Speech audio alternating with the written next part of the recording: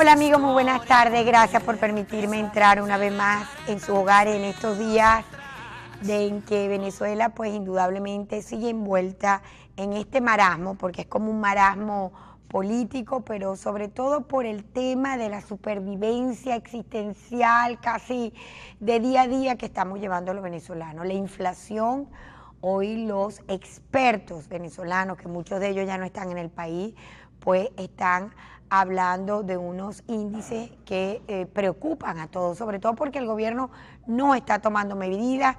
El tema de la constituyente se lo traga todo y resulta que la constituyente, que venía a un tema de paso de paz y de estabilización y tal, lo que está apuntando ahora a mayor control de precios, y ya empezaron todos los analistas a recordar que es el peor camino para seguir esta espiral inflacionaria que le está comiendo pues los bolsillos a todos los venezolanos. Lo cierto es que en la tarde de hoy he querido invitar a la doctora Ada Rafali, concejal de Un Nuevo Tiempo y muy activa desde toda esta lucha que también han tenido que desarrollar en los últimos días desde la alcaldía de Maracaibo, pero una mujer con bastante criterio jurídico y político de estos entornos que definitivamente yo esta mañana conversando con tanta gente que a primera hora nos conectamos por el tema informativo, le decía, esto está como el momento que Jesucristo le dijo a Lázaro moribundo, levántate Lázaro,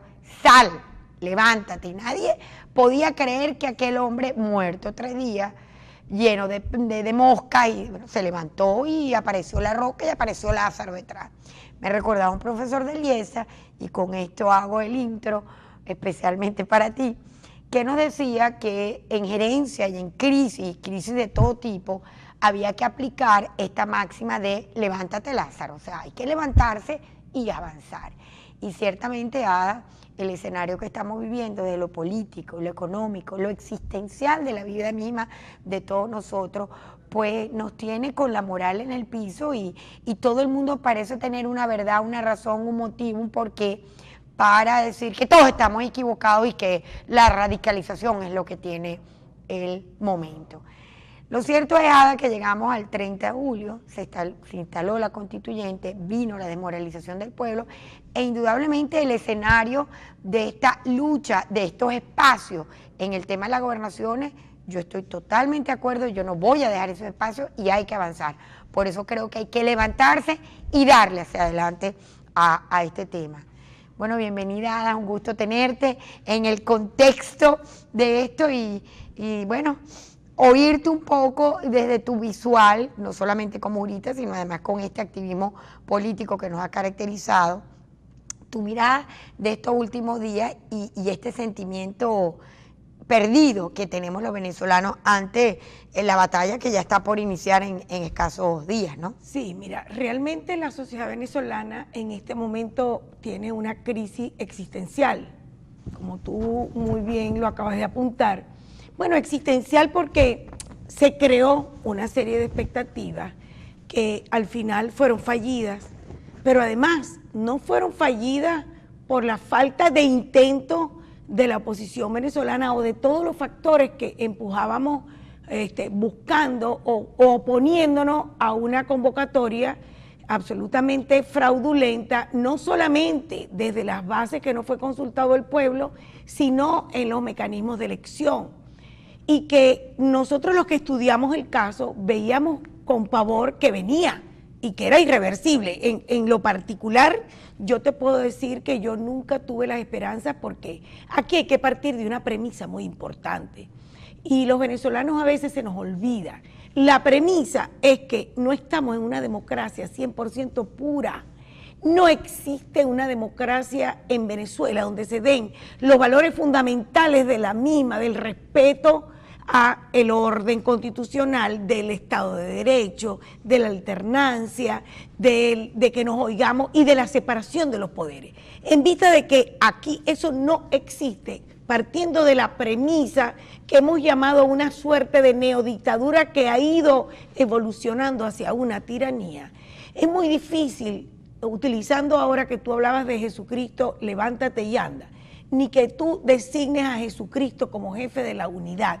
En estos momentos claro, salvo que sea un milagro, es imposible porque tienen un control absoluto en todos los poderes.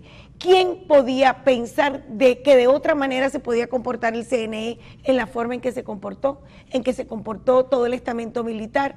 Entonces, ellos tenían a la mano todas las palancas para lograr el fin que lograron. Ahora, había una esperanza en ese especie de diálogo y, digamos, de encuentro. Sí, pero eso es otra cosa. El diálogo es otra cosa. El diálogo era justamente el elemento, la bisagra que iba a permitir que pasara todo lo que pasó, porque justamente, y siempre lo digo que vengo a muchos programas o a entrevistas donde me llevan, que la política con P mayúscula, que pasa por sentarse en una mesa, a racionalizar, se inventó el diálogo, el acercamiento para evitar la guerra, para evitar los muertos, para evitar muchas crisis.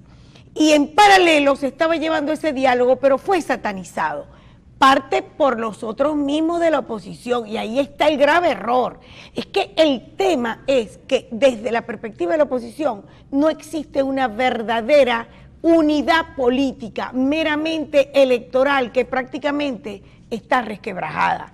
En la medida en que nosotros mismos no nos autocritiquemos, no podemos avanzar, porque la vida son encuentros, son desencuentros, son errores, son caídas, pero son superaciones y seguir caminando. Yo creo que aquí nos hemos siempre impuesto cosas con una velocidad que queremos que ya pasen, y esto es un proceso histórico. Esta gente que está en el poder históricamente cree que tiene que cumplir con un ciclo, y el ciclo nuestro es un ciclo legal y constitucional que no da para que en 24, 48 horas, 3 meses, en 6 meses te va a ir. Ahora, y también la crítica, y oyéndote con mucha atención, pensaba, ¿no? La crítica entre unos y otros. Fíjate, ahora Leopoldo en su casa, pero en un momento determinado el hecho de que él se opuso al tema de que no el referéndum, si no va el referéndum, no me suelten, no me tal. Enrique con su tema también de la visual que tenía de un momento. O sea, me gustó mucho eso que te dijiste tú, no hay una unidad política, más un tema que ahora nos toca enfrentar, porque no enfrentarlo es dejarle los espacios a ellos, a pesar que hay otros que tienen argumentos para eso. No se puede. No hay una unidad política, que nosotros que somos demócratas tenemos que aceptar que la mejor vía para medirnos son unas primarias, pero para medirnos con altura, no para destruirnos, no para sacar trapos sucios, porque mañana tienes que pasar la página y tú te tienes que volver a consolidar en una unidad que tiene que ser muy sólida para poder enfrentar a este régimen, y no solamente para enfrentarlo. Si nosotros estamos ahorita luchando, estamos luchando por algo que se llama poder. Para llegar al poder y para poder tomar decisiones sabias y ascender al mismo, tiene que existir una unidad completa, una visión de Estado, una política de Estado, de estadista, que vaya más allá de los momenticos que tenemos aquí. Y eso de verdad no existe, y hay que aceptarlo.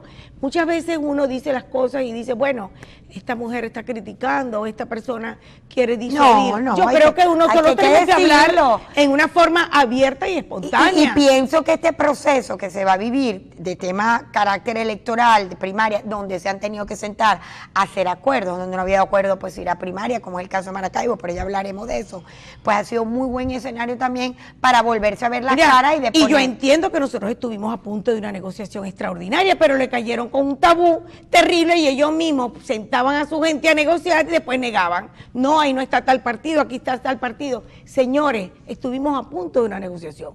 Nosotros tenemos informaciones, y tú lo sabes muy bien, Iraida, informaciones confidenciales que hicieron que inclusive el señor Zapatero se devolviera del aeropuerto, sí, porque uno de nuestros líderes lo llamó y le dijo, vente, que esto ya es un hecho. Además, que no nos hubiéramos ahorrado. ¿Cuántos muertos no nos hubiéramos ahorrado? ¿Cuántas madres están sufriendo por la vida de sus hijos que la perdieron? Pero además, lo que genera esta inseguridad en la que estamos montados cuando se ha constituido un órgano plenipotenciario, erróneamente plenipotenciario, dicho sea de paso, porque es que ellos creen que ellos lo pueden todo, que ellos son infalibles, que no existe, es decir, ellos están aplicando esa tesis de la supraconstitucionalidad, como que no existe nada que los pueda, que ellos no puedan resolver. Y sí, ustedes tienen, la Asamblea Nacional Constituyente tiene una misión muy clara, una orden de la Constitución, que es la única, la ley que está vigente,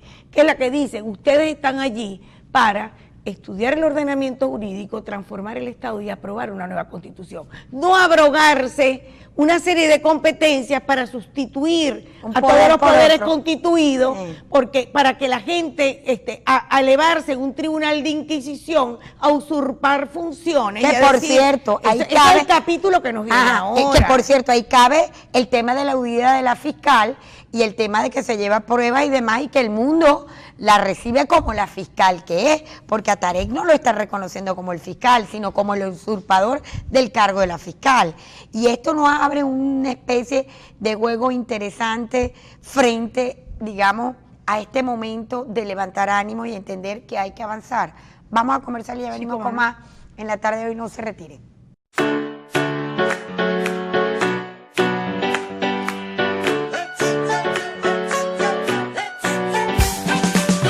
Bueno, fíjate que quería compartir con ustedes algo que fue maravilloso. Vamos a ver si ya me la tienen lista. Y un poco voy a usar estas, digamos, hay momentos que se oscurece el sol, pero no por ello deja de brillar. Miremos esta foto de lo que fue el eclipse, que por cierto muchísima gente recomendó que no lo viéramos de frente. Vamos a ver si lo podemos ver. Ahí vemos cómo empieza.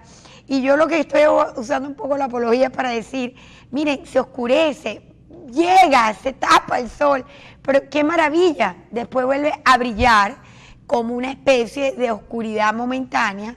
Ahí empezaba, mira, eso en medio del día, Ada, qué increíble, ¿eh? Sí, y yo creo que esos sentimientos los puede tener el ser humano también. Sí, cuando se siente frustrado, bueno, es como una suerte de duelo, que es lo que está viviendo ahorita el pueblo venezolano. Permíteme compartir contigo, ya que quedamos en el aire con lo que está significando la fiscal Luisa Ortega. Vamos a poner este sonido donde ella se ha convertido, lo que se ha dicho, pues, en la huida de un cargo, y un cargo que, como bien lo señalaba la doctora Ada, sigue siendo el de ella, pero ha sido usurpado por esta especie de tiránica asamblea constituyentista que se ha vuelto persecutora.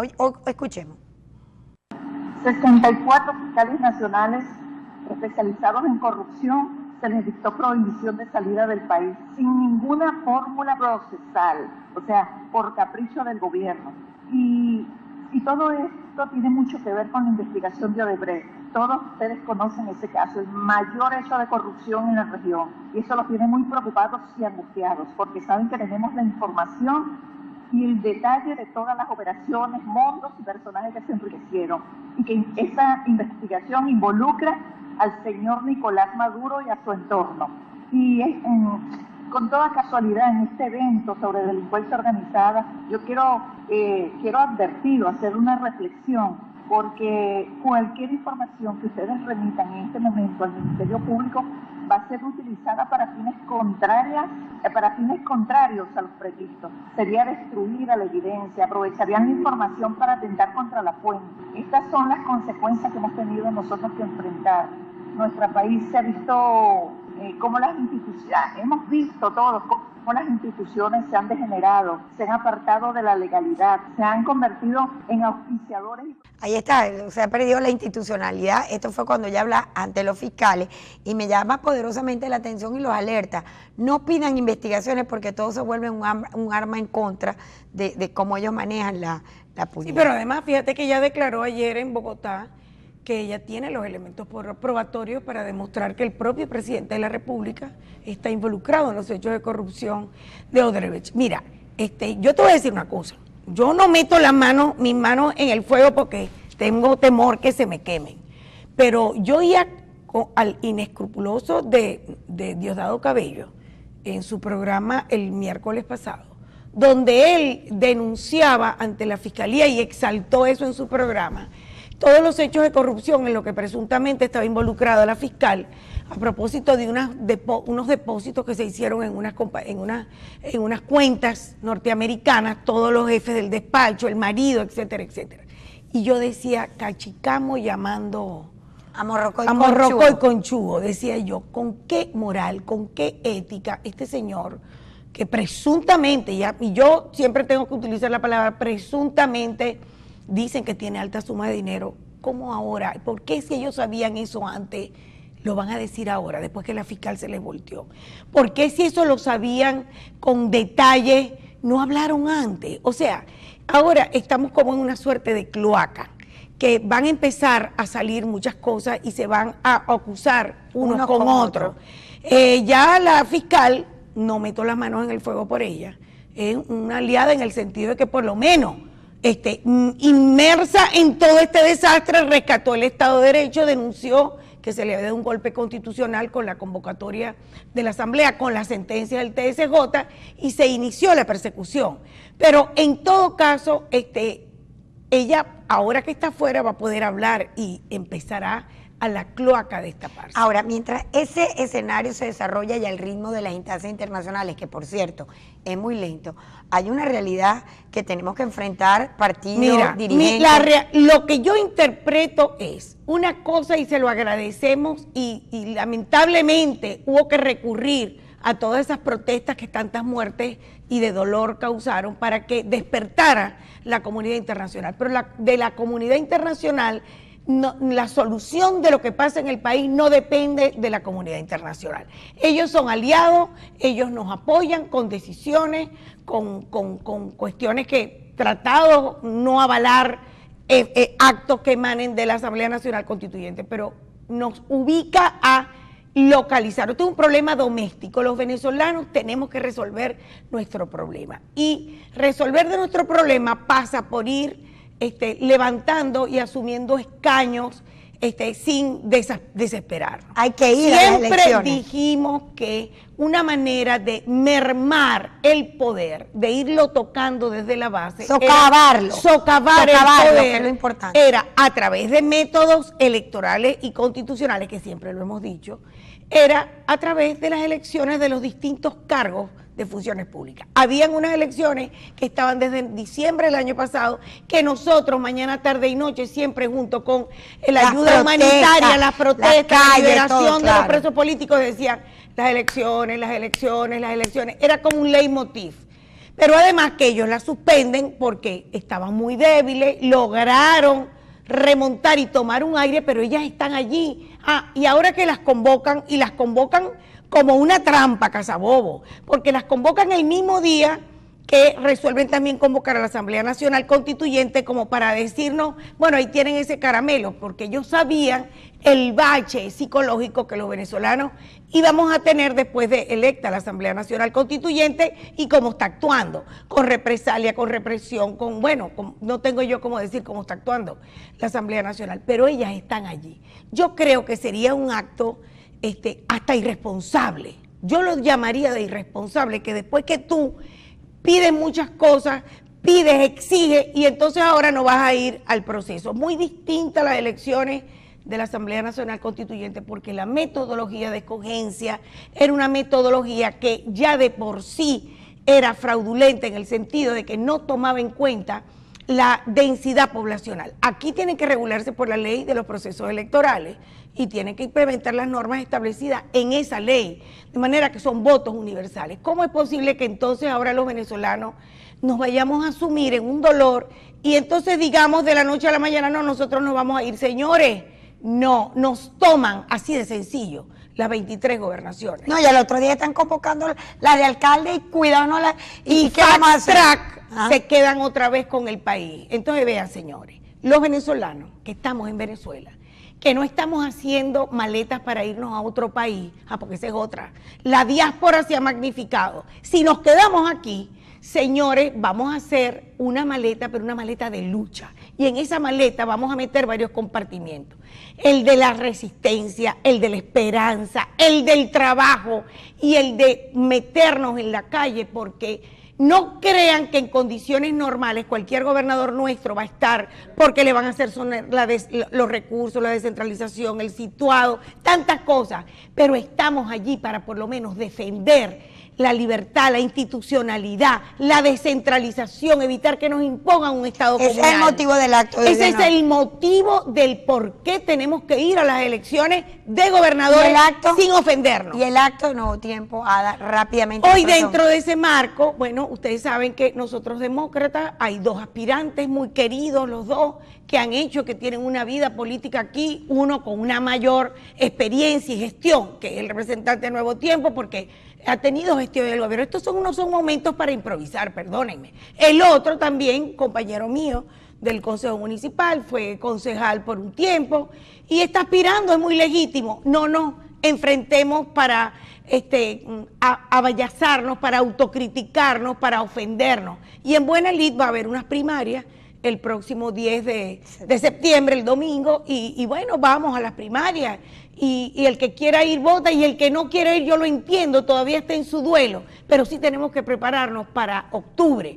El que gane en Buena Lid allí será el abanderado, y nosotros, los demócratas, los tenemos que apoyar, porque además no va a ser en un 100% con todas las bondades de la democracia, porque sabemos que no la tenemos en el país. Dicen que este acto es para reafirmar que el gran aval de la gestión de Belín, que ha sido muy cuestionada para ser candidata a la gobernación, va a ser Manuel, y este es acto para justamente levantar ese compromiso, no solamente ante hoy va a ser un gran acto de respaldo, pero además cuando tú quieras, Iraida, yo puedo venir aquí porque lo conozco de primera mano. Mira, y es un acto de irresponsabilidad. Si nuestro amigo, muy querido Juan Pablo, si hubiera estado allí, le hubiera pasado exactamente lo mismo, porque es que es un tema de que viene desde el centralismo que han querido imponer. Los servicios públicos más importantes, electricidad, agua, luz, aseo urbano y cementerio, están en manos del Poder Nacional y te los ahorcan. Tú tienes un presidente que cada 3 meses incrementa los sueldos y salarios, incrementa las estatiques y no le manda los recursos a los alcaldes. Entonces, ¿cómo quieres tú que la gestión sea impoluta, perfecta? ¿Sabes lo que hizo Corpoelec? Les eliminó a las plazas todos los transformadores para que no tengan luz. ¡Qué bárbaro! Y se ve en estado de abandono. Estamos todos en una ciudad de fantasmas porque Corpoelec, a quien nosotros le pagamos, y también se le paga el alumbrado público, entonces no tenemos luz en ninguna parte. Y así, esto es deliberadamente premeditado, apoyado por leyes, o no me van a decir ustedes que ahora el TSJ, entonces con una medida cautelar le entrega entonces competencias que constitucionalmente le están asignadas al municipio. Cuando quiera, yo vengo para acá y voy de verdad. Lo vamos a hacer, Ada. Para yo explicarles el porqué a la gente que cree, no, es que eso es un desastre. Bueno, lo dice el otro candidato y él sabe en el fondo que son unas leyes que no dejan actuar. Muchísimas gracias, Ada. Efectivamente, dentro del marco de este lanzamiento hoy de Belín Trejo Rosales como candidata a la gobernación de Nuevo Tiempo, con todo el partido y con todo el tema de la lucha ante este primer paso, que es la primaria, darte las gracias. Estamos comprometidos en ese programa, Ada. Vamos a hacerlo, yo tengo hasta láminas para demostrarlo. Buenísimo. Los espero un próximo, porque pasa la que pasa, con mucha esperanza y ánimo. Levántatela.